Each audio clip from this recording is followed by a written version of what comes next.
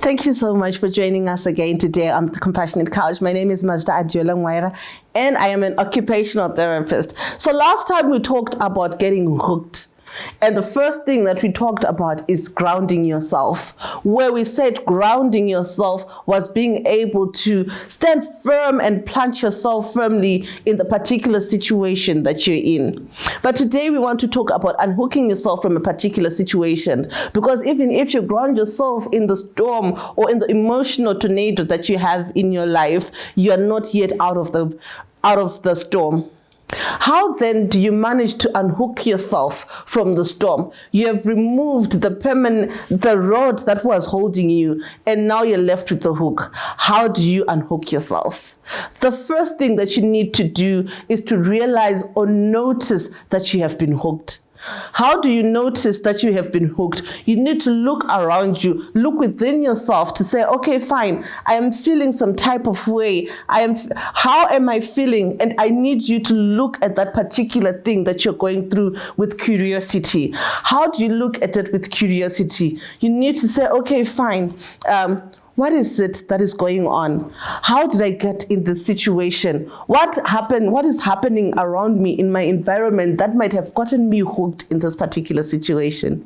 The next thing that you need to do after noticing this, because noticing this allows you to put yourself with the emotion or the hook, and then see if it is pulling you towards or away from your values. What are your values, you ask? Your values are what you consider as your principles, what drives you, your inner core or your inner self. How then do you find yourself or your inner self in this particular situation? For example, you can say, I want to be a better mother, or I want to be a better daughter. How do I become a better daughter? I become more caring, I listen more, I am patient, I'm long suffering. So the kind of gentleness that you need to see yourself, or the values that you have placed within yourself, let's put the values of Galatians 5:22, the fruits of the Spirit is love, joy, peace, long-suffering, kindness, goodness, faithfulness, gentleness, and self-control as the core values that you have for yourself, or the core values that we have as Christians.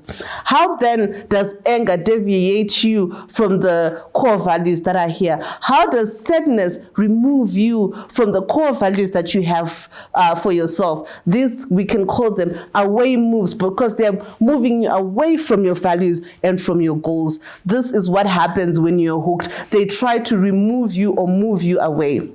Once you notice that you have been hooked and you're being moved away from your values, the next thing that you need to do is you need to be able to name the particular hook or the particular emotion that you have at a particular point in time.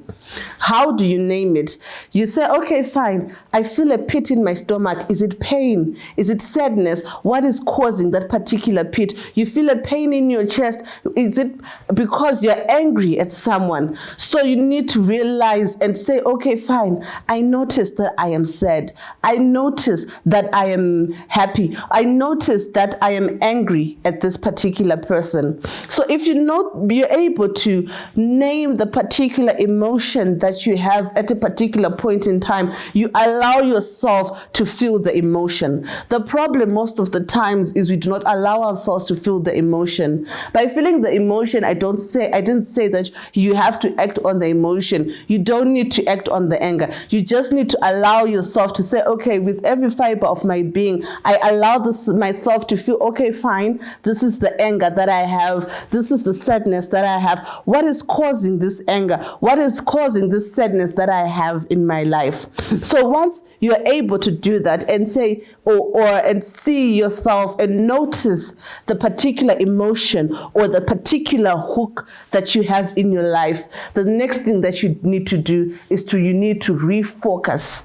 You have given it enough time. You have given it need enough space in yourself. And now what you need to do is you need to refocus in your life. How do you refocus in your life? Refocusing in your life means going back to work. It means going back to your family. You find an activity to do that you both or all love doing as a family, or you love doing by yourself. You need to say, okay, fine, what is it that makes me happy? What is it that makes the other people here happy? And by doing that, you're able to unhook yourself from this particular situation. Thank you so much for joining the Compassionate Couch. My name is Majda Adjola. Goodbye.